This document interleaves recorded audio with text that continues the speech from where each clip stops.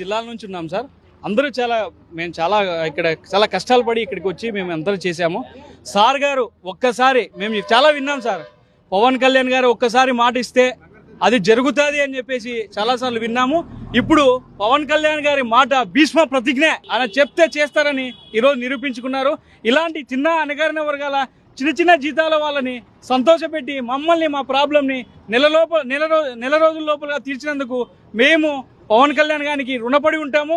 ఎప్పుడు కూడా వారి అడుగుజాడలు నడుస్తామని ఇప్పుడు మేము వచ్చిన 12 జిల్లాల నుంచి అవుట్సోర్సింగ్ ఉద్యోగస్తులు ఎవరైతే జీతాలు రాక 22 నెలల నుంచి బాధపడుతున్నామో వాళ్ళందరము సార్కి రుణపడి ఉంటాము.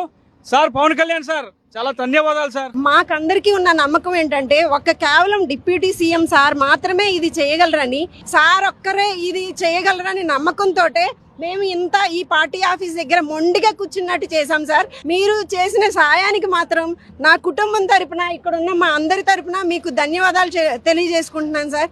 Thank you sir, thank you deputy CM గారు.